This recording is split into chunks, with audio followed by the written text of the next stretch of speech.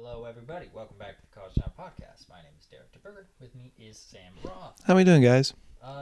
We talk a lot about golf in the beginning, so if you... I yapped on it for a bit. PGA was in town this week for us, so it was kind of exciting for us. Feel free to skip that if you don't like it. But we also talk about the conference tournaments for college baseball. They're a mess. They're a disaster, but we talk about them. We talk about what teams we like and don't like on the bubble. We talk about who we think is going to be number one seed. We also do some quickie football news, and then we do a little bit of a deep dive at the end into the transfer portal for basketball. Yeah. So it was a fun one. So enjoy. Absolutely. All right, we'll see you there.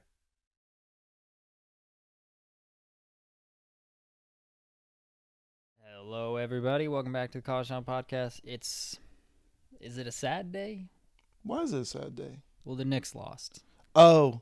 That wasn't even a competitive game, honestly. Well, when your whole starting lineup to start the year isn't the team that you put out on the court to end the season, like literally we were playing without Alec Burks played great in stretches.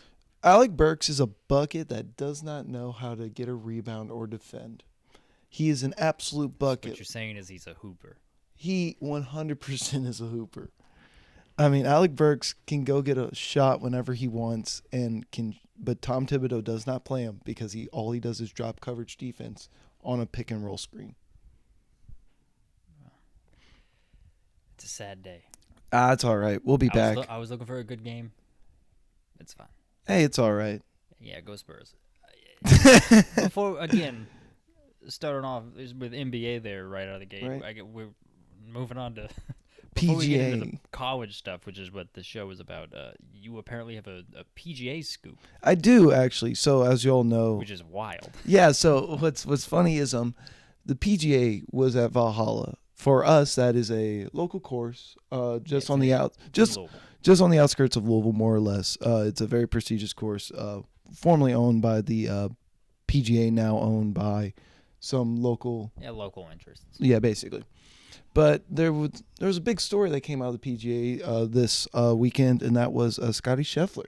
And it wasn't for his dominant performance on the golf course. It was actually off the golf course, where he was arrested. And for those of y'all who don't know what happened, I'll break it down for you. So basically, they're shuttling people from the Fair and Expo Center, which is in more or less shuttling people into it. Oh, from away. Yeah. So Valhalla's on from the parking to the venue. Right. Valhalla's on the outskirts of Louisville, and the Fair and Expo Center, where they're having people park and shuttle, is about a 40-minute trip, more or less, to give you an idea of like the distance by bus. So it's like Expo Center's inner Louisville, Valhalla's outer Louisville. Besides the point. Early Friday morning, a pedestrian was struck by a bus and killed. So obviously that it became an active crime scene. That caused a lot of delay for people trying to head into Valhalla. So to give you an idea for the way the layout of the land was when it comes to the buses, the way they work out at Valhalla is that they never cross paths with pedestrians. The way it works is that the buses don't stop. They pick up and they go to allow for seamless transition and flow of buses to get people in and out of Valhalla because it's a rather large event. What ended up happening was there was a vendor there early in the morning who parked where he shouldn't have parked and was jaywalking across the street and basically got struck by a bus and unfortunately died. Well, obviously when that happens, it's an active crime scene, basically. When someone dies, it's always going to be an active crime scene regardless. Yeah, death. Right. So what happened was that it was right outside Valhalla. So like the entrance to Valhalla is basically backed up and no one can get in, and that's where the players park, the caddies park, people who are running the tournament park. Not even the volunteers park there. They parked at Tom Sawyer and all that other stuff. But that's a park 30 minutes away as well. So Scottie Scheffler at 5 a.m. in the morning trying to make his tea time, warm up, whatever you will, looks at a cop and goes, "Hey, I'm me," basically has his window down. One cop basically goes and tells him to go over to this lane and just go up slowly, like so, and you'll be able to proceed. What ended up happening is that he goes over to that lane, he starts going up, and then there's another person there in like a yellow visor, if you will, like yellow reflective vest and all this other stuff. And he has his window down, and the guy grabs his arm and says, "Stop, stop, stop." And he's like, "What's?" Scotty doesn't know who this guy is, being grabbed by his left arm. And he proceeds on for a little bit. And the guy is holding on. He's like, "Police, stop, stop." And then he finally stops. But he drugged the cop for a good 10 yards, more or less, before he actually stopped the car. And basically the cop basically said, "Oh, buddy, you're going to jail." And immediately took him out of the car, put him in handcuffs. And that's when you saw the video that was released to ESPN. Yeah, Jeff Darlington. Yeah, where Scotty Scheffler is basically looking at him going, "Help me, as he's being arrested." And that got released to ESPN. The part owner of Valhalla, James Kriftdorfer, who, as you can see, he basically was like, didn't know, no one knew where Scotty was. No one knew Scotty had been arrested until the whole world knew Scotty was arrested. No one had any idea about this until it was basically released to the public. And if you look at the mugshot, they processed him. He's in an orange jumpsuit and he got fully processed and everything through the jail system. And his thumbprints are sitting in the Derby City. Oh, sure are. What ended up happening is the part owner of Valhalla, James Kriftdorfer, I don't know how to say his last name. Kirkdorfer. He basically was on the phone making a lot of calls, pulling out every favor that he could within the city. And what ended up happening is him, his son, and Scotty's agent all went to the police station down in downtown Louisville where he was processed.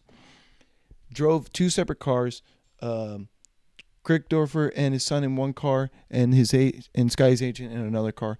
What happened was Scotty's agent went out in front of the building and made a press release there and a statement, while Krickdorfer and his son went out back and Scotty went out the back and got in the car, and they drove off without anyone even realizing that he had left jail while his agent was still there doing a press conference.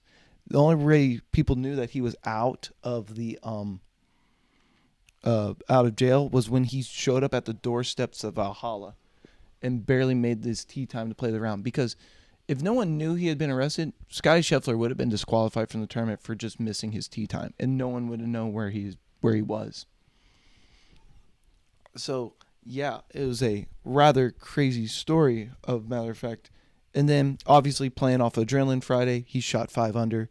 And the next day, apparently, Scotty has an issue with his left shoulder, and he can't do this to, be arrested, basically. He struggled with that. And also, he has a big bruise up on his shoulder, around his tricep from where the dude grabbed him, basically. The other thing to report about this is that apparently the cop that arrested him, that showed no markings and was just in a reflective vest of police and didn't identify himself or anything like that, he's also one of those cops that known in the department as escalating a situation. That is the rumors, and allegedly, I will say allegedly to all of this. That's quite the scoop. I know. So the biggest story of the PGA, and that's basically what's been told. Also, Scotty Scheffler has been arraigned. Yeah, so he will be in Louisville tomorrow, Tuesday, the day that this is released, because he's got court that day. And what they're going to end up doing is probably subpoenaing the cop that told him that he could go up around and say, "Yeah, I told him to do that," and odds are all this will probably be dropped. Because he's facing a secondary assault on an officer. Yeah. Because he drug him for, quote, 10 yards. Yeah, I mean, that's classic. Police do that. They overcharge so that they have leverage. Yeah. It's probably not second-degree assault, but I'm not a lawyer. I'm not a cop, but it'll be interesting to see what happens. It's a bargaining chip. Yeah. Yeah. So that's the story for the day. That was a long scoop. I'm not gonna lie. Well, I had to set it up. I know. It's long. Yeah. Anyway. Back to college sports. Conference tournament time is here for baseball. It sure is. And Conference tournaments are confusing. I'm not even going to begin to try and explain them unless we get into one specifically, because they're all different and they're all annoying. Okay. Oh my God, they're all annoying. Why is that? Because they're all different, and a lot of them have stupid BS rules. Okay. But terrible. They're terrible tournaments. But it's here. It's here. And also, they don't matter as much as basketball, like anywhere near as much as basketball. It's fine. It's whatever. But that means we're a week away. As of recording this, we are 6 days away from Selection Sunday. There we go. By the time we record the next episode, We'll know who's in the tournament. yes. So let's do it. It's tournament talk, baby. It sure TT. is. A lot at stake right now. Yeah. So, I mean, first off, probably the biggest seed or the biggest story, like leading up to like the bracketology of it all, if you can say that for baseball, Sure. is who are the bubble teams? Who's going to be the number one seed? I mean, let's start with number one seed because that one's a little easier. I Right. feel like there are. I feel like there's like 5 candidates. For the number one seed? Number one seed, yeah. 4 SEC teams, 1 ACC team? Yes. Gotcha. And that's Texas A&M, Arkansas, Kentucky, Tennessee, North Carolina. Yeah. North Carolina, I think for North Carolina to get it, they have to go for it. As in, they have to win the ACC tournament. And the other 4 probably need to not try in the SEC tournament. That's what I think needs to happen. So my question to you is, does the 1 seed truly matter in this? Yeah, yeah. Does it provide a favorable matchup against like a? Because I thought it was all regionally based. It is for the regionals, yeah. Right. For the most part, yeah. So and then They you have try the their super best to do regionals. that. The super regionals are not regionally based, though. Oh, they're not. They used to. What they used to do is they would rank the top 16 seeds, and then those top 16 seeds would be the host schools for regional sites. And then they would just And find then the they next would one. they would just break up the teams into pods based on region geography, Right. and then whoever would win, they would reseed it based on geography. Gotcha. They don't do that anymore. Now the regionals are based on geography still, but the seeding is just pure seeding. So if you win that 1 seed pod, the regional for the 1 seed, you have the you're 16 playing seed whoever pod. wins the regional, the 16 seed. Gotcha. And that could be the very last team in versus the 16 seed. So wait, if you're the 1 seed, are you telling me that you have the 17? You have the best 2 seed and the best 3 seed and the best 4 seed in your bracket? No. Oh, okay. No. I mean, actually, you could technically because they do it regionally. Huh. And so if you're just, I saw. I think one of these. because if you're like the top 2 seed, wouldn't you want like the worst 1 seed? In theory, yeah, but because they do it regionally, it doesn't really work out that way. Huh. And actually, so Mississippi's because they do it regionally and not like how the NCAA like basketball tournament does it in theory. Okay. They BS it just to do whatever they want. But because that's how they do it, Mississippi State, who on paper was the last team in several years ago, they were the last team in the tournament. They ended up winning it all because they didn't have to go against the toughest team in the tournament right out of the gate because it was regional. And so, but they're not perfect. Right. They try their best to make it regional. Right. But it's not perfect. Right. Yeah, I saw one of these bracketology had, a couple of them are projecting North Carolina to host a regional, Right. and for them to have UNC Wilmington in their regional pod, which a lot of people think UNC Wilmington is very good this year. Really? So that's kind of like, just by virtue of North Carolina being where they are, you can get screwed a little bit. But that's what we're looking at. All that to say, I don't think North Carolina is going to be the number 1 seed. I don't think Arkansas is going to be the 1 seed because they're slumping. And I think A&M's a long shot. I think it's between Kentucky and Tennessee. Okay. Which, to be fair, Tennessee has the best record right now. If that they have is the best record. They've played really well. North Carolina, I will say, North Carolina's won 12 out of their last 14 games. They are on fire right now. There you go. Georgia was until they got swept this past series, I think. The final weekend. But if it's so Tennessee was the 1 seed a couple of years ago. When they had their coach that no one liked who ended up getting fired. Oh. Because of off the field stuff. But everyone hated that team. Everyone hated that team a couple of years ago. That just everyone on Tennessee would just like talk all game long. And then they ended up losing to Notre Dame. Notre Dame eliminated them, which the world was like, thank God. The world that follows college baseball, that is. But so Tennessee's been the 1 seed before. Kentucky is interesting because they historically are a terrible baseball program. Like Kentucky's the least stereotypical SEC school. They have, in historical terms, bad football and bad baseball, which is the opposite of what the SEC normally is. Absolutely. And historically are one of the top basketball programs of all time. Sounds about right. Which is the opposite of what at the SEC is historically. Yeah. It's just so interesting. So Kentucky, that would definitely be some history for them if they got it. I think it's between Kentucky and Tennessee. Gotcha. If you had to pick today, who would you pick? For the 1 seed? Yeah. Probably, I don't know. Maybe Kentucky. All right. It hurts, but I get it. Yeah, but the other thing about looking at it is just looking at the records right here, UC Santa Barbara is undefeated at home. It's a fun one to look at. They're 22-0. To be fair, I wonder if it's the quality of the competition. I mean, the Big West has some good teams in it. Oh, yeah, UC Irvine, UC Santa Barbara, most definitely.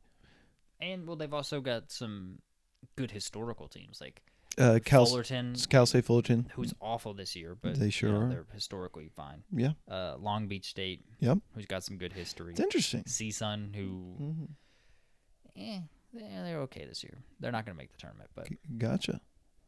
Yeah. No, that's a very good home record, and I mean, Baseball undefeated. America is projecting them to host a regional. And I think I wouldn't want to be in that regional because they haven't lost at home. Nope, I would not want to be in that regional, not at all. It's also one of those where it's like it's a team that isn't historically known for being good, so I wonder if the crowd shows out for them because it's like, oh, we're good at something. What's interesting is that same, I guess pollster, I don't know what you call them, Baseball America, they have UC Irvine not hosting a regional. See, they seem to have fallen according to everything I've seen. Yeah, but they still have a very good record at 41-11. They had a chance to lose against Fullerton this past the final week of the season, which that would have been a devastating series loss because Fullerton is not good this year. But yeah, and then they got swept by Santa Barbara. Other than that, I think they've won every series in I think. Actually, they might have lost one other series, but they've done well in their conference. They did well out of conference, but yeah, no, they're not trending in the right direction. Right. A team that doesn't even have. Let's move on to the bubble here, but the team that doesn't even have a shot to make the tournament because they didn't make their conference tournament that I liked a lot early in the year. Creighton. Interesting. Creighton didn't even make the Big East tournament. They don't have a shot to make it. Which Really? is wild. Now, the Big East, again, stupid. Conference tournaments in baseball are stupid. They only have 4 teams. UConn, Xavier. It's UConn, Georgetown, St. John's, and maybe Xavier. Yeah. Interesting. So, I mean, that at least puts a lot more pressure on the regular season. Similar thing is happening now with the Big Ten when it comes to basketball.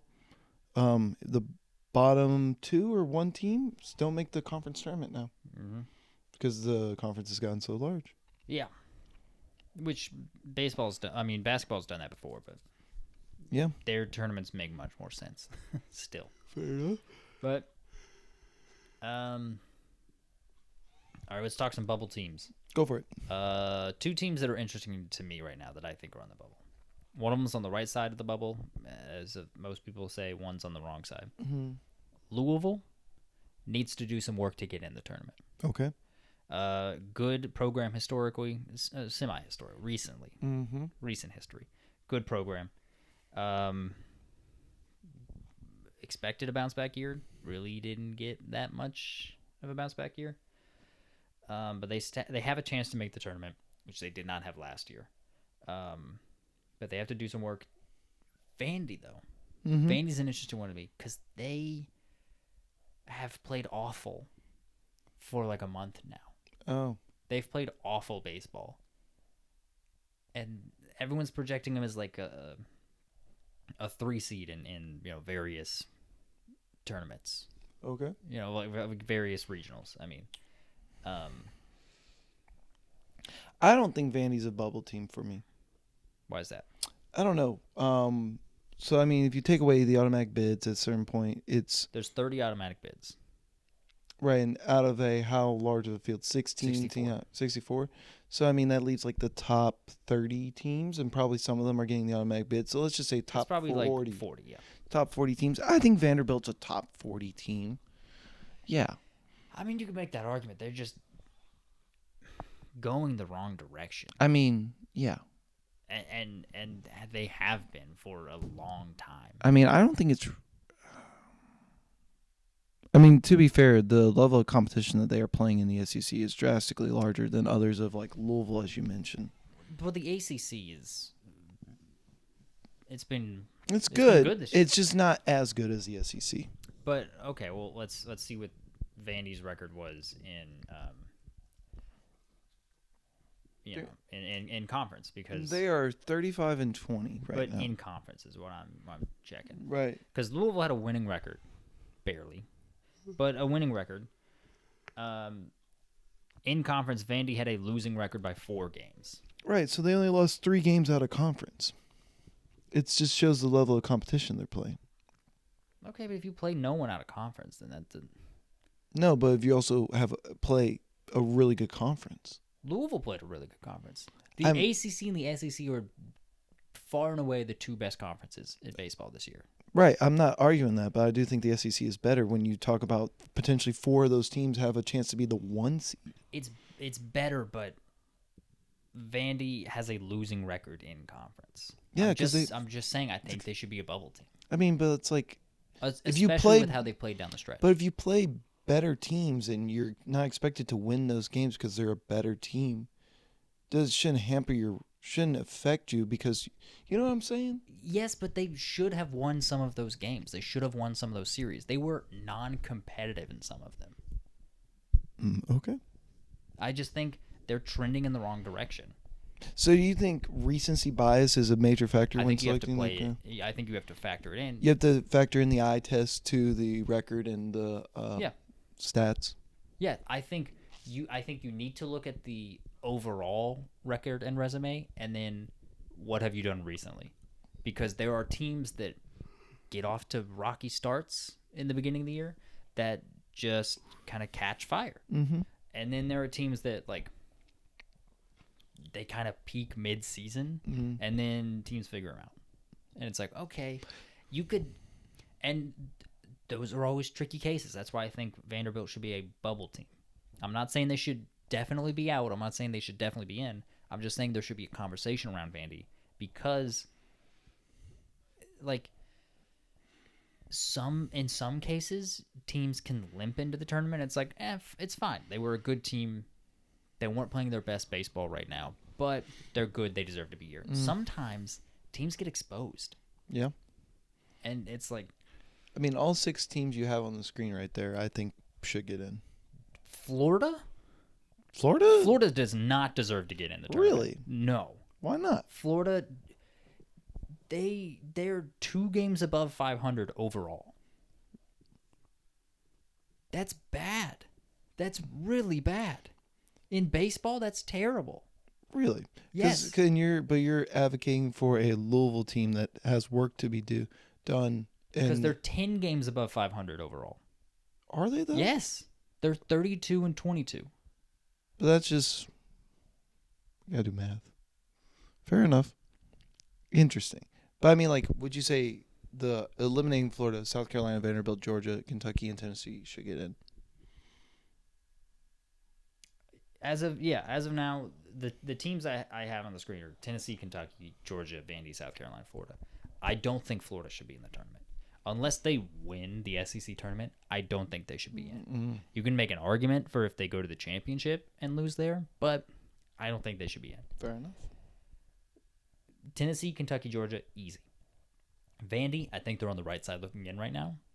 They've played terrible the last month, but they're on the right side looking in. And South Carolina has been up and down. I would give them the nod. Okay. But I do not think Florida should get it. What about an SEC West? What are we looking at SEC there? West. Arkansas I would put in. A&M I would put in. Mississippi State I would put in. LSU, I like them. LSU got off to a rocky start this year. I think that's a team that is playing much better down the stretch, and people aren't giving them credit for it because they got off to not that great a start. A slow start. What about Alabama? I'd put Alabama in. I would put Alabama in. I would not put Ole Miss or Auburn in. I agree with Not that. at all. Yeah. I would give Alabama the nod. So we're looking at, what, 10 teams in the tournament for the SEC? Yeah. Almost one in each region? Yes, 10 teams. I mean, the SEC is really good. The SEC is really good. The ACC is really good. So I'm interested by that because how would those regions work? Because definitely some of those teams are going to have to go out west, up north, out. Yeah. Because of just the way the region works. And as a committee, I wonder how that would work. What team gets to travel more? And honestly, would you want to travel more with the way that your region is? Well, I mean, if you think about it, A&M, Arkansas, Kentucky, Tennessee, and then probably Georgia, they're all going to host. They couldn't play each other. That's half of them. Right. And then... No. I don't think they are allowed to put other conferences to the same teams. If they can avoid it, yeah. Right. So, I mean, I don't know. You try to do it regionally the best you can. You have to make compromises. I mean, like, is it out of the question that you could see, like... LSU going to Santa Barbara? Yeah, or like you could see that. Or like LSU going to like Oklahoma. No, you could see that. Yeah. Yeah, easily. Gotcha. But yeah, I just that's my 2 cents on it. I do think Vandy should be a bubble team. I don't think Florida should get in. Gotcha. I don't care how good Jack Caglianone is. Florida should not get in. They do not deserve it, in my humble opinion. There you go. I mean, are there any other teams that you look at as bubble teams? Not off the top of my head, no. I can't really think of too many teams. I've got an interesting one that I think. So a lot of people are of the opinion that the Colonial should be a one bid league, which, you know, I get that. But a team in the Colonial that I'm high on. Most people like UNC Wilmington. Mm-hmm. Most people think they're really, really good, that they're the best team. I like Charleston the most. Charleston is good, and they're playing really good recently. They've lost 2 series all year long. They beat Wilmington. I just think Charleston is really good. If it's a one bid league, I see him getting out. I would contest that maybe, but I think Charleston's really good. I think they should, whether they win their conference or not, I think they should be in consideration for an at-large. I don't know enough about Wilmington, I'll be perfectly honest, to say if they should be an at-large or not if they don't win, but a lot of people seem to think that. But I like Charleston a lot. All right. I do. I think they're good. Let's look at let's see. We got them. 24/7's got Charleston in the Clemson regional. Okay. I mean, let's look at these. Let's look at some of these. Central Florida, they're a bubble team. I like Northeastern. I think they get in if you're looking at that. Northeastern's probably going to win their conference. Yeah, they're going to get in. That's just an automatic bid. That's good. That's not going to be a 4 seed, and they deserve a 3. Yeah. It's interesting because it's kind of tournament's kind of rigged against these smaller teams, even though it's baseball. It's very random.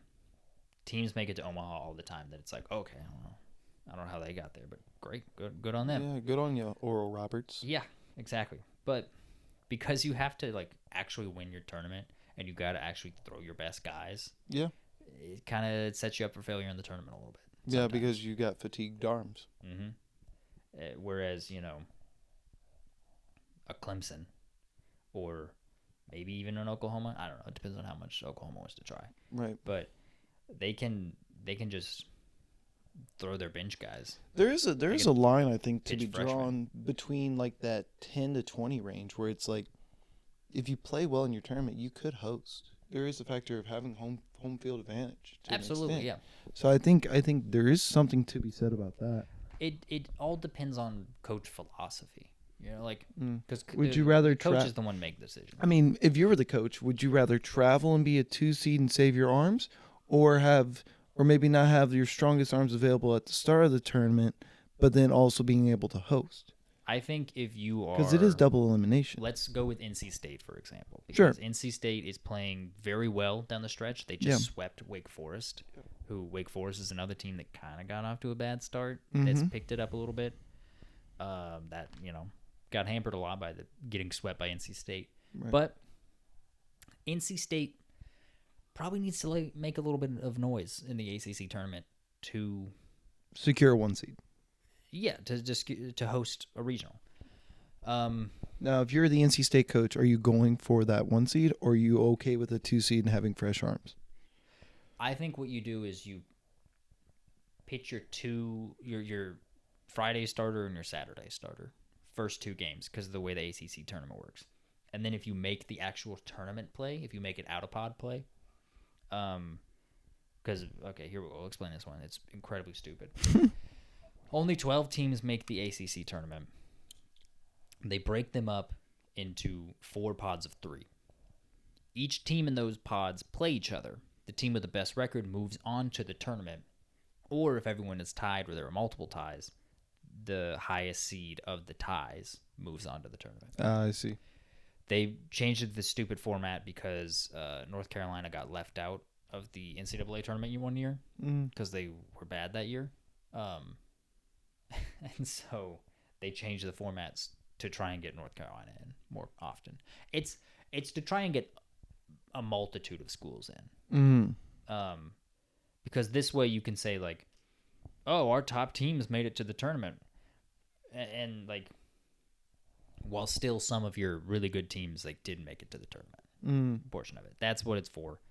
But so if you're NC State for pod play for the ACC tournament, you're probably pitching your top 2 guys. If you want to host, or hell, if you want to try to push to get a top 8 seed, because that's even better than a top 16. You probably are pitching your best guys to try and get to tournament play. And then in tournament play, you're like, all right, let's throw junk and see if it sticks. That's my guess.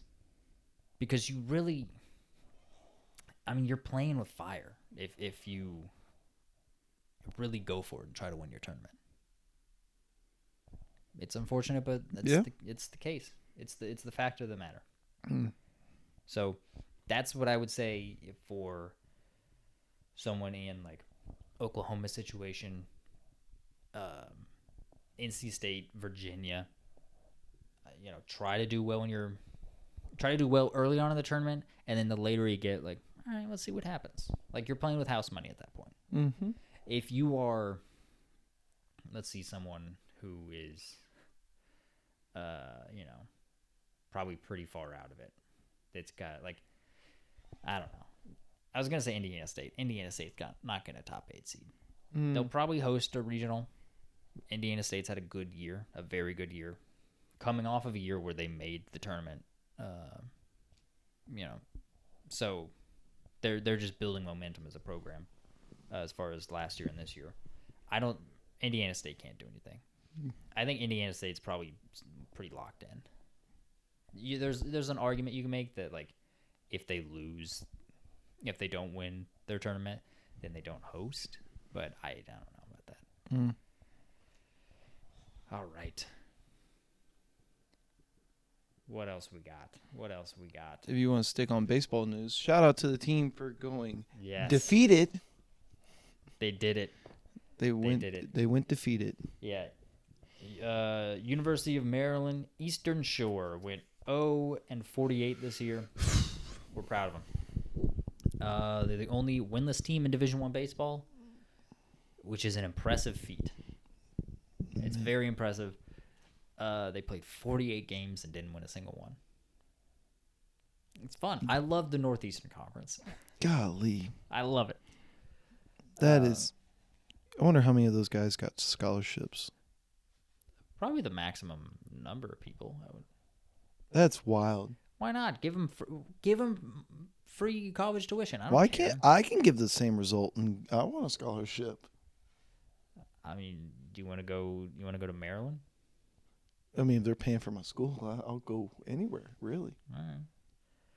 If it's a decent enough institution, and I know it's not going to fold in 4 years. Yeah, I don't think. I mean, if you're a Division I sports program, you're probably not going to fold. But,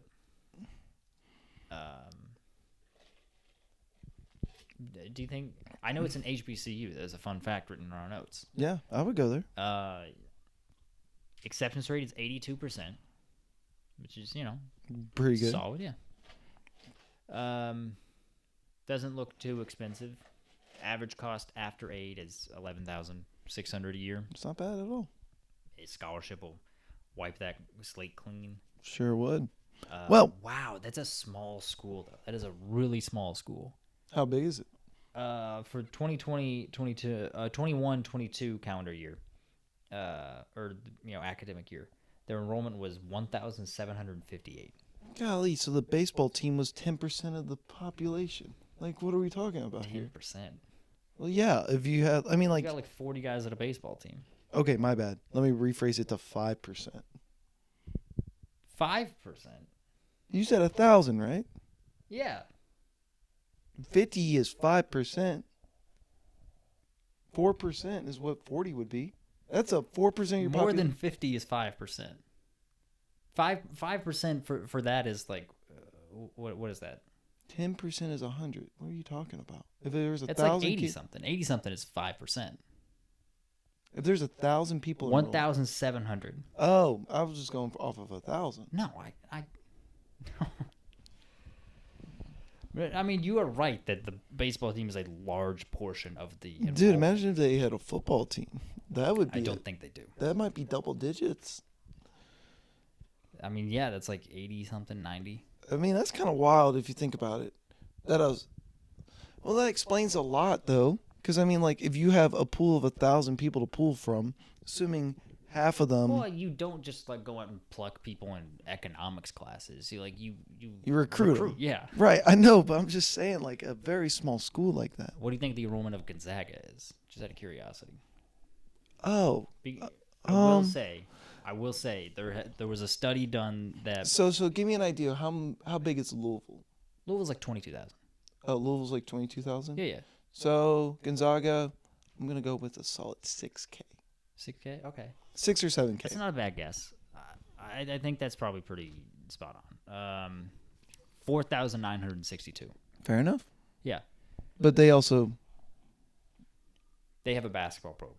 They have a good basketball program. And there's been studies that have shown that there's actually actual studies on this, academic studies. Yeah. Interestingly enough. But success in March Madness directly correlates with higher enrollment numbers. Mm. So if you are a small school, just pump all your athletic department's money into the basketball team. Mm. Yeah. Like Oakland. Yep. I don't know. I'm sure they probably saw a little bit of a bump. Yeah. Oakland up in Michigan. Oh, enrollment in March Madness. Yeah, because it's free advertising for your school. Yes.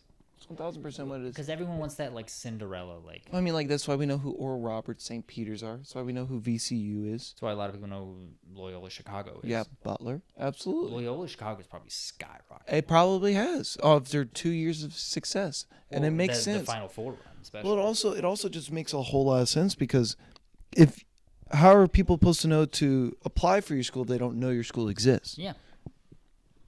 It's makes sense. Yeah. So Texas A&M is the largest. It's like 100,000. It's something ridiculous. It's massive. We're gonna see what Texas A&M is. Well, it's also everything's just bigger in Texas. 56,000. Half almost on the dot actually. 56,006. Yeah. Well, these are also to give you an idea numbers from 3 years ago, but still. Yeah. But that's the largest, university. Is it? Yeah. Enrollment-wise, that's the largest university in the country. Gosh, could you imagine going to graduation and you having to wait for 10K names to be named before you go up? Well, so could you imagine schools that are like a big enough size, like state schools, typically? Yeah. What they end up doing is they break graduation up by college. Like College of Business graduates a certain time. Right. College of like Arts and Sciences. I know, but could you imagine if they just did it all at once? You had to wait for 10,000 names. You had to sit there. Yeah, I'm and not just going. Wait. I was going to say, like, I'm not going. When I graduated up in Chicago, there was like 12 other people, and I was like, Jesus, this is long. I was like, this is so long. Oh my God. Like, wrap it up. But to be fair, for the massive universities, they really do they move you through like cattle. Yeah. They're like, name, walk, name, degree, handshake, go. All right, moving on. Yeah, moving on from that fun little detour. You want to talk about Marvin Harrison? Sure, we can. Yeah, this is a little bit of football news. Marvin Harrison, Jr. That is. He's being sued by Fanatics, the apparel company, for a breach of contract. Those contracts are 4-year contracts. That's the ones they've been signing with people. The theory is that you'll do 2 years in college, 2 years in the NFL. I know a lot of people. That's kind of all the news we have right now is that he is being sued. More details will come out. I don't know if we're going to dive deep into it just because we're not like a legal drama. But I know these contracts have been pretty heavily scrutinized. Yeah. A lot of people think that they are predatory. I get both sides of it. So, fun fact, he's actually doesn't have an agent. He's being represented by his father. Yeah. Hall of Famer Marvin Harrison. Genius move. Senior, yeah. Honestly. Apparently, it seems like I know there was a report where he has not signed like the NFL deal. He hasn't signed his rookie deal yet, yeah. And also he hasn't signed his deal for what is it? For like apparel and stuff with the NFL. And I think this is part of it. Like, cause yeah, like it's NFLPA. Yeah. I don't know. Here's what I will say about this situation is I do see it from both sides. I mean, yeah, I get it. From Fanatics' standpoint, obviously you're locking a guy in. And he hasn't fulfilled the contract. Well, you're locking the guy in, and the idea is if they do go to the NFL, you get a year or two where you get 2 years where you're like, okay, sure you're underpaid, but we have this relationship, we have this contract. You're gonna fulfill it. And for those who don't ever pan out, go to the NFL, which is gonna be a lot of people. Yeah.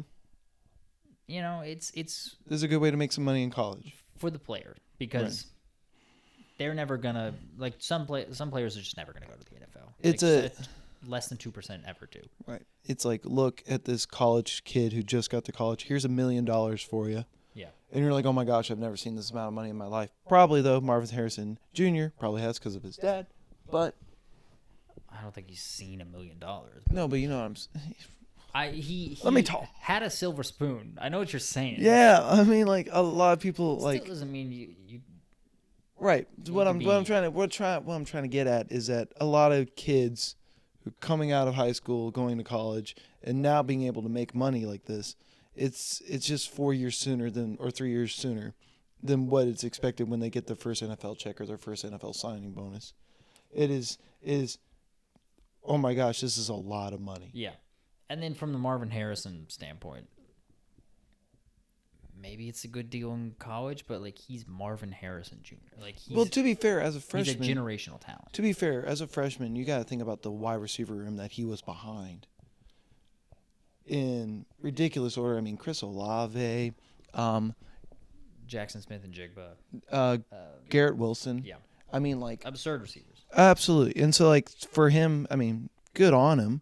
But, I mean, like, you got to think about the deal at the hand. It probably was a good deal for him as a freshman because he wasn't going to get touches. And Fanatics was betting on him to be the player that he is now. Yeah, and then it's not a good deal for him now. Right, exactly. So now he's trying to get out of it. He'll probably get sued, and we'll see what happens. Getting sued, yeah. Well, yeah. I see both sides of it. I really do. I don't know the nitty-gritty details to honestly form an opinion. So I really am fence-sitting right now. It's because I just don't know enough about it. But moving on, mostly football news, I think. The Longhorn Network. It is officially over. It has aired its last broadcast, and it's going to be absorbed into the SEC network. Man, this bug bite is bothering the shit out of me. Dude, I've been rubbing my feet all podcast. I've noticed. Dude, it's fucking itchy. Pardon my French. Sorry, I just had to. Do you know what bug bit you or no? Is it just probably, a miscellaneous bug bite? It's probably a mosquito, man. It's 3 there. I got 1 there. You get some wild toenails. I'm not gonna lie. Dude, I need to cut them, man. Let me tell you. You know what? You didn't have to do that to me. I'm just saying. You didn't have to put me on blast. It's not on this camera. I'm just saying. No. Yeah. Leave me alone. Got some wild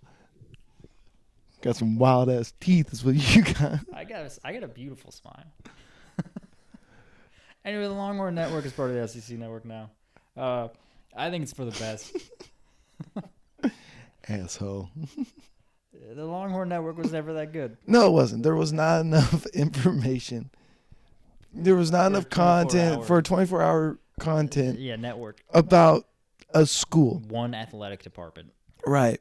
But good on the SEC network for getting all those personalities, which I got to be honest, I watched Longhorn Network like once a long time ago, and I was like, this is really bad. And then I never watched it again. So I don't actually know if they have any good personalities. Yeah. But, yeah. They'll probably keep 1 or 2. Just so they have that Texas representation in the SEC network. Because, the second it hits July 1st, SEC network's going to be like, we have Texas and Oklahoma. We have them. And we've always had them. And it just means more. They're going to do that. What? Am I wrong? What are you getting at here? Like, they've always had them. Like, what? That's what they're going to act like, is what I'm saying. Oh, okay. Okay. He's going to play that holier-than-thou card. I mean, I don't know. SEC. I've stretched this story out. I was about to say. Really much here. No, there really isn't. No.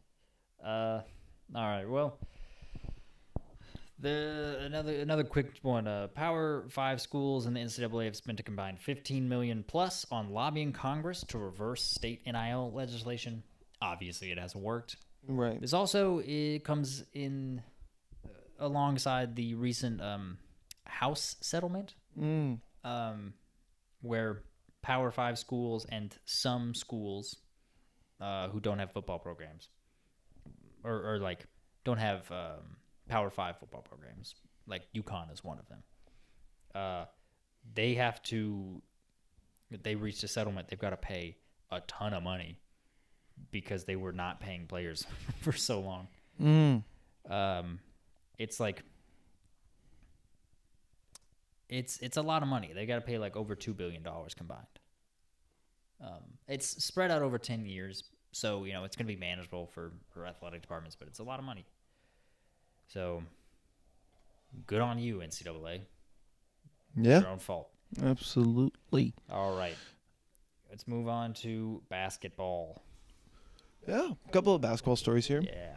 First off, the Maui Invitational Field is set for 2025. Mm-hmm. And from the looks of it, it seems to be not a world-class field, but a decent enough field, I think. You got Baylor. It's a couple years out. These teams could get better. Right. Baylor, NC State, Oregon, Seton Hall, Texas, UNLV, USC, and obviously Chaminade. Chaminade. Chaminade. Chaminade. Good old Hawaiian representation, Chaminade. Yeah, Chaminade. Chaminade. But basically, I would say the teams that probably need work the most are probably Oregon, UNLV, and USC out of this group. NC State, Final Four appearance. Baylor won the national championship a couple of years ago. Was a 3 seed this year. I mean, Seton NC Hall. State's coming off a Final Four appearance. That's what I just said. Oh, I didn't even hear you say that one. Oh, I said Baylor. My bad. Yeah. I'll own them too. Then we had I think Seton Hall should have probably made the tournament based off the run they had. They absolutely should have. In the NIT. Yep. Oregon's got some question marks. UNLV has some question marks. To be fair, good year for them. Just missed out on the tournament though. I like UNLV. I like the direction they're headed. Right, and then USC is probably the biggest question mark here. New coach though in with Eric Musselman. They'll be fine. Okay. He's someone that's so good for the first 4 years he's out of school. Right. Like he is so good in that like honeymoon stage with the school. So I mean, like overall, this is probably going to be a decent field. Question marks for me are like, is Texas going to bounce back in Oregon? But more or less, I think. Yeah, I think Oregon, Texas, and NC State, honestly, in my opinion, are bigger question marks than UNLV. I think USC is probably a big question mark just because it's unknown of what we're going to get. I'm pretty confident. Confident they'll be fine. Fair enough. Yeah, I mean, overall, it's a disappointing field as of now. But also, I wonder if this is a factor for the new NIL tournament that's in Vegas. Yeah, I mean, they're going to have to start. Because that is a world beater right now. Yeah. As compared to the Maui Invitational. Mm-hmm. And then, but this is also for 2 years. This is 2 years out. No, but I think we're already starting to see like exactly what we were talking about last week. Like, where money's going to be a factor. You're going to have to start making it desirable for teams. Or what's going to happen is that everyone's going to want to be in the Vegas tournament.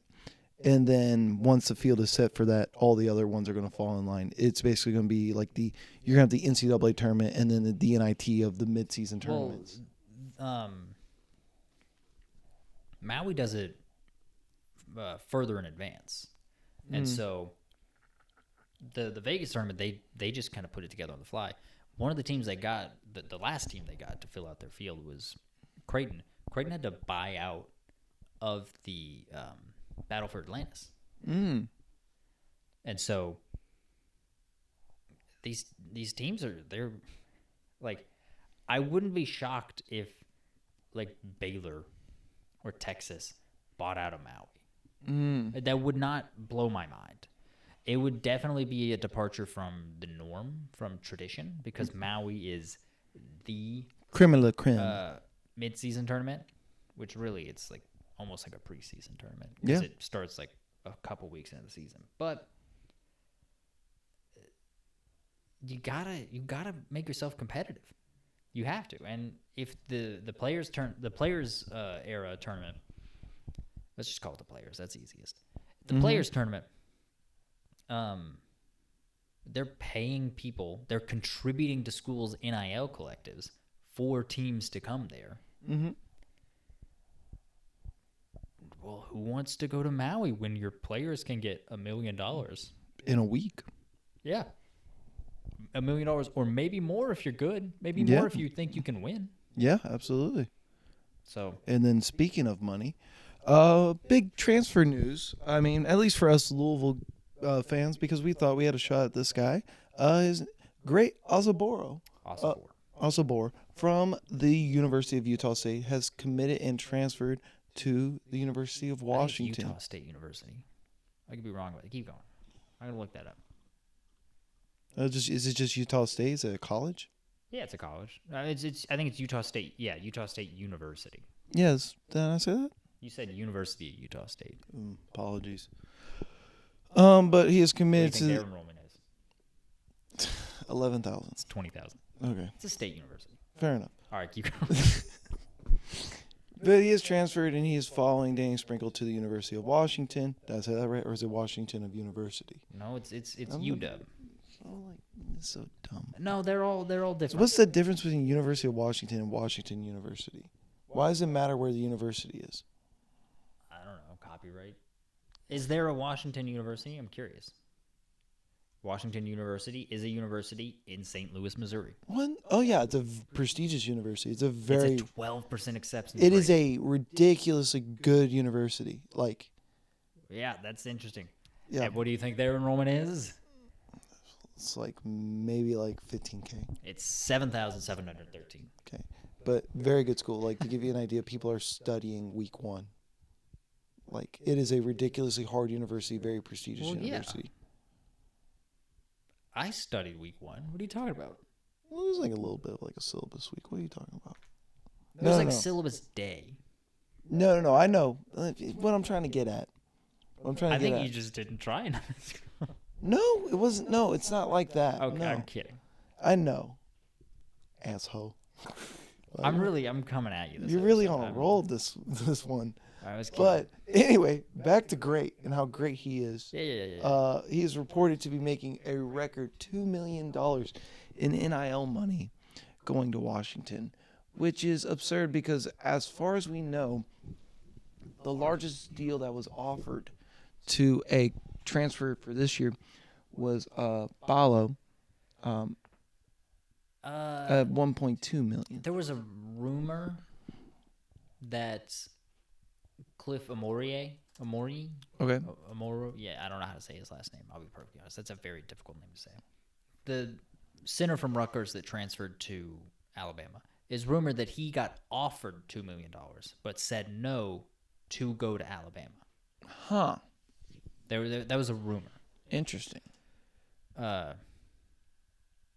So there were rumors, but this is the first ever like. Oh, we know he's making that much. That's a ton of money. And honestly, lot of money. I think the way college basketball is going, point guards and centers, that's who commands the most NIL. It If you're appears just so. like a transcendent talent on the wing or something, you can get that, but like You either have to have the ball in your hands or be a dominant big. yeah, because AJ Storr asked for $1 million. He only got $750,000. Is that what happened? So he settled for $750K? Yeah, he settled Gotcha. because he just wasn't. Because I knew there was a period where he was offered $750K and he turned it down, but then he ended up committing to Kansas in the end. And the thing is, at the time, everyone was like, "Well, duh, you're not going to get $1 million." And then Great Osobor got $2 million. $2 million. I mean, I think AJ Storr is a better player than Great Osobor. Well, Great Osobor is very good. Right. I'm just interested to see like where the market is getting set because this is the Wild West. We don't know what each player is worth. Like, Yeah. there's not a standard yet set for this is what this player's worth. This is what's competitive. Where like in the NBA, already since there's data to back up, okay, this guy averaged 12 points a game, 8 rebounds, whatever. That's what he commands in free agency.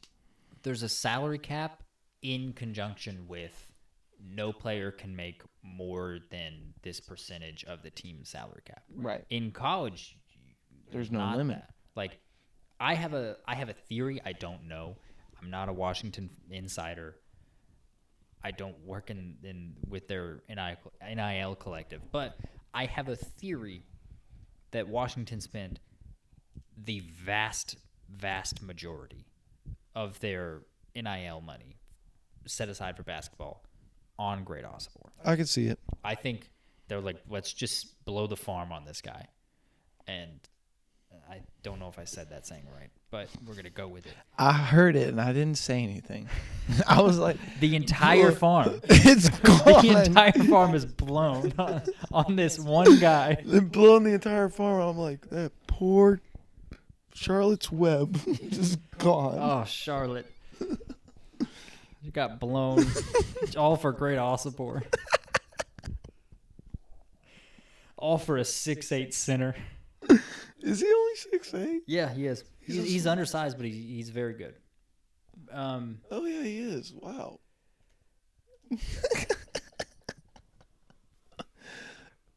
Yeah, no, we're on one today. look, we're nearing summer radio, so it's kind of it's a certain something. So the point I was making is that it's kind of just like, what are you willing to pay? Because you have to. There are no restrictions set in place, so you have to be your own like handicap. You have to tell yourself when to stop. You can't be self-indulgent and just blow the whole farm on one guy. So you felt good saying that, didn't you? I did. It felt all right.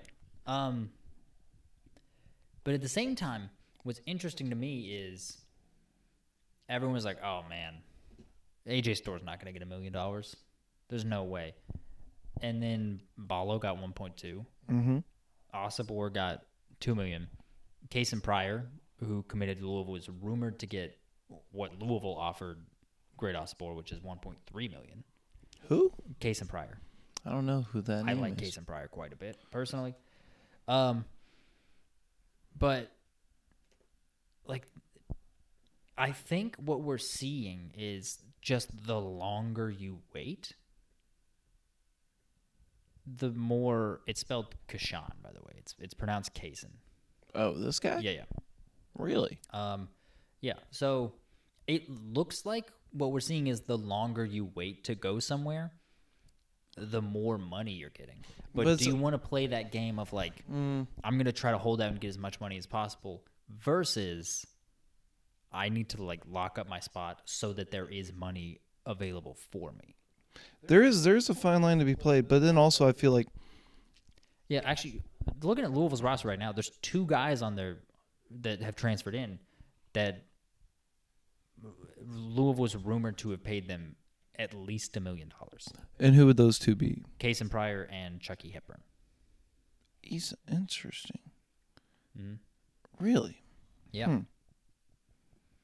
And both of those guys were not immediate transfers. Right. So there was a market for them to where they didn't see $1 million and immediately go for it. Well, Chucky Hepburn is a slightly different situation. That's clearly tampering. Oh, is it? Is it so? Yeah, he didn't put his name in the portal immediately, and then the second that he did, which was a little bit of a late portal entry, it was like everyone's like, "Oh, he's gonna get a bag to go to Louisville." And that's exactly what happened. But no, it does. As a transfer, you have to weigh the pros and cons of like, do I go to the spot that I know has the money because they haven't signed anyone yet, or do I try to hold out for more money? But is it also the long game too, where it's like you're trying to make it to the next level? And where's that best fit for you for the next level? Or do you think it's just fast money now? I think it depends on each the person. Yeah, right. I think for some people that have surefire like NBA prospects, yeah, it's probably more so about fit, a combination of fit and who is going to see to it that I have the highest value. But also it's interesting because if you're that quality of player, wouldn't it just be, I'm going to get my money. Once I get my money, it doesn't matter where I go because I'm going to go to the league regardless because I'm that good, you know? Because I do wonder that. I do wonder because you look at guys like Anthony Edwards who committed to Georgia of all places. Yeah. And it's like NIL, that was clearly cheating. Right. And so it's like he committed to Georgia and he went there for 1 year and he left and he's now a great player. I wonder if there's certain talent levels of players where it's like it doesn't matter where I go. There are. But what I'm talking about are guys that are probably like, you're probably like hovering around that like first, second round pick, like late first round, early second round, maybe mid second round. And like if you go to the right spot, they can coach you up. They can show off your talent in maybe like a pro friendly system. And so you can kind of show off more of your ability, your range to scouts, to NBA scouts, and be like, hey, this is what I can do. And then kind of like improve your draft stock. Because that happens. Like, Obi Toppin went from like, no one had heard of that guy to all of a sudden he was a lottery pick. Right. And it's because he had an amazing breakout year. Right. That can happen for some people at some places. It depends on where you go, who you're playing for. I miss Obi. You miss Obi. I miss him. Well, he's going to the East Conference Finals. Yeah. So If he only could shoot a 3 for the Knicks, he would still be with us. it's okay. It's okay. I don't know. But High flyer. yeah, no, I think we're starting to see more and more money, especially the type of money that was initially rumored when NIL first became a thing. Because I think I've talked about it before. I think people are just lying about money. I think people are lying to just try to get people through the door and then not pay them. And then when people came in expecting that money and it wasn't there, they were striking out with guys.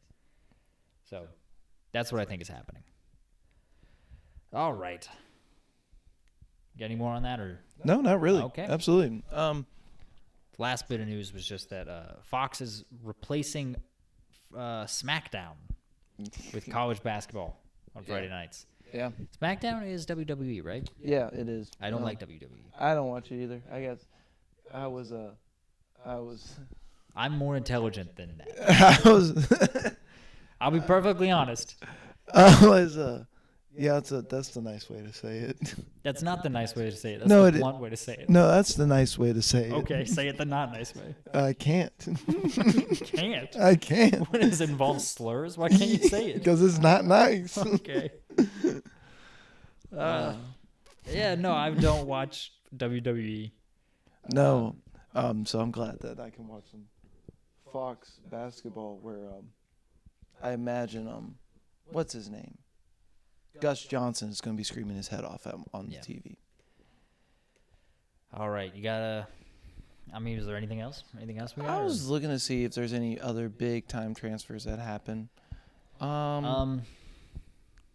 As far as like big go, I mean, the biggest ones that I am aware of are, Coleman Hawkins still testing things out in the NBA. Oh, he is. He's going through the whole process. Draft combine. It doesn't. It sounds so like he's just gonna be according to the rankings on 24/7, we have Jameer Watkins, forward from Florida State, is in the portal. Chaz Lanier from North Florida, I think. North Florida. Chaz Lanier is an interesting one because no one knows where that guy's going to go. No, A lot of schools think like, oh, we're getting this guy, but no one knows. Jalen Wells, forward from Washington State. Cameron Christie of Minnesota. Cam Christie's good. Wooga Poplar. I am in love with that guy's game. Oh, are you not? I love the way he plays. There you go. He can shoot the three. He is a dog defensively. He's a dog. And then you got JT Toppin from New Mexico. Yeah, who I don't believe is related to Obi and Jacob. There you go. And then another BYU, Jackson Robinson. I really like his game too from BYU. Yeah, Jackson Robinson's a guy that is also still seeing what the draft process brings him.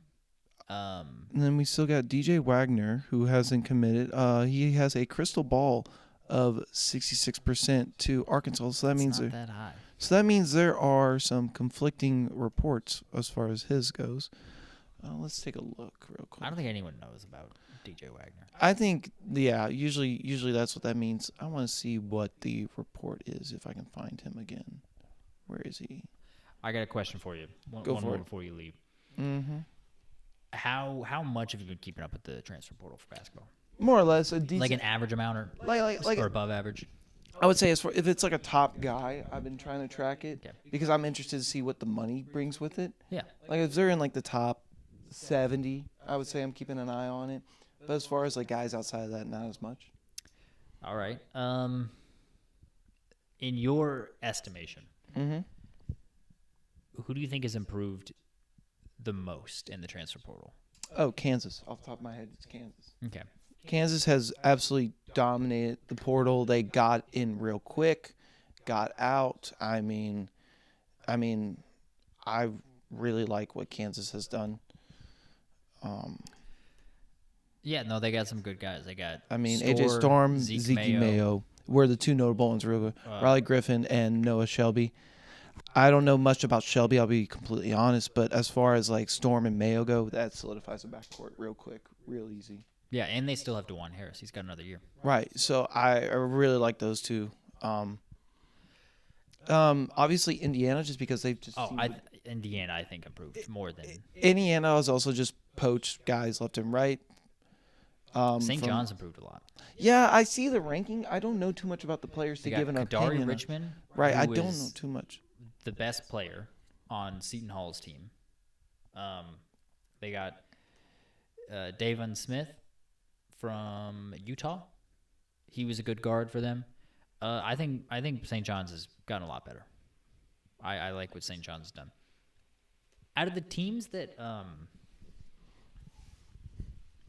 there's a lot of teams now because of the way the transfer portal works, coaches leaving, where they are literally starting completely from scratch. Yeah.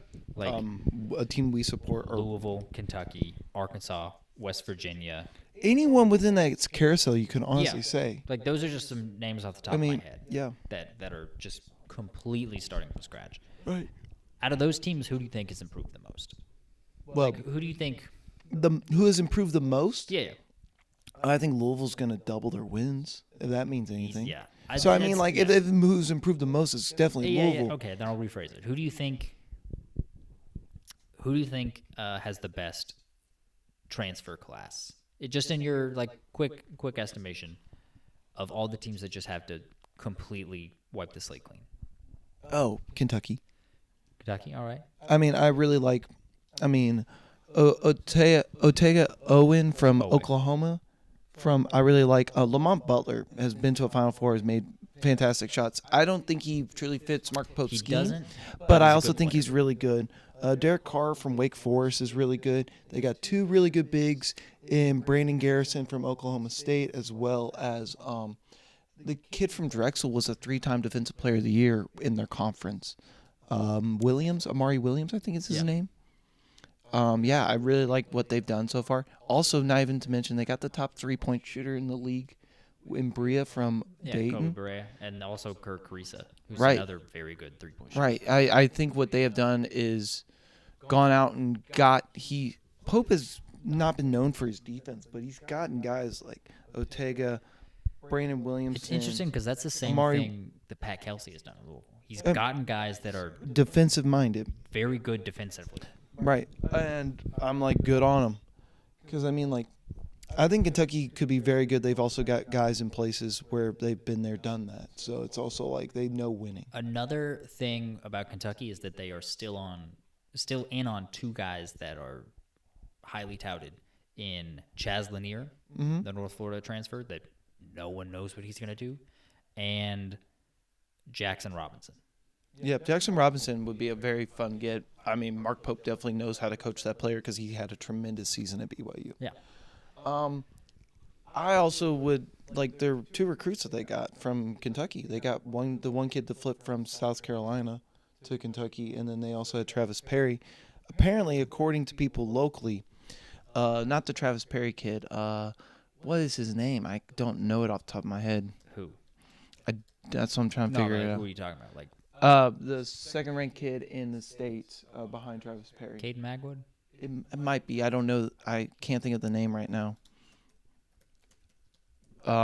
Everyone that I've talked to is he's better than Perry. People don't understand why Perry's ranked 1. Basketball commits to. Is it someone who's committed to Kentucky right now? Yes, committed. Okay, yes, it's not Caden Magwood. It's Perry and because he was the kid that flipped from South Carolina. Okay. If this will load. Perry's definitely the higher rated recruit. Yes, but load. I got a question because I have an answer to this, Sure. and I just want to know what you my thoughts are. Yeah. your philosophy on this. Trent Noah. Trent Noah, yeah. How do you feel about we do a top 25 here? Yeah. For the four big sports, that being football, baseball, and then men and women's basketball. Oh, gotcha. Yeah, I was we only do 3, but yeah. How do you feel about ranking teams that just are in 13 transfers? It's tough because there's no foundation to go off of. You really have to. My view on it is if you believe in the coach, and there's talent there, it will work out. But it may not work out early. It'll work out later. But you really got to believe in that coach. That's the way I look at it. That's more of that coach making everything gel rather than the talent. Because you can have talent and it just doesn't work. but you can also have like very minimum talent and really good coaching, and it does work. So I think coaching plays a big factor. Yeah, I think I'm starting to talk myself into, like, I am of the mindset that I'm not going to rank them preseason. If you are 13 transfers, a combination of 13 like transfers or freshmen, like incoming freshmen. Yeah, I'm exactly. not going to rank you because I just don't know. No. There is a certainty of unknown because there's nothing to go off of. But I mean, like, if you have guys that are like, I'm not going to eliminate the possibility of ranking a team. I'm not going to draw a sand on a line and be like, preseason rankings, no. Because it's also like, if you have all the talent, like for example, like Duke next year, Duke is bringing a world beater recruiting class in with a halfway decent coach, in my opinion. I know you don't like him. I just think he's fine. Like, I don't think he's that good. But I mean, like, I will probably be ranking Duke, even though they are going to have a completely new team next year because of the recruiting class. I'll be ranking Duke. They're not going to have a completely new team. They're going to have... Yeah, they are. No, they're not. Tyrese Proctor is back. Tyrese Proctor, that other guard that they have, they're losing a lot of guys, but they're bringing back a backboard. I don't know, though, because I think it's just a whole new team. It's not. I really do. It's a lot of a new team. It's not a whole new team. I mean, they got 6 top guys, 4 transfers. I mean, that's 10 guys. 10 guys are bringing back 2, so that's 12. So they only got 1 spot left.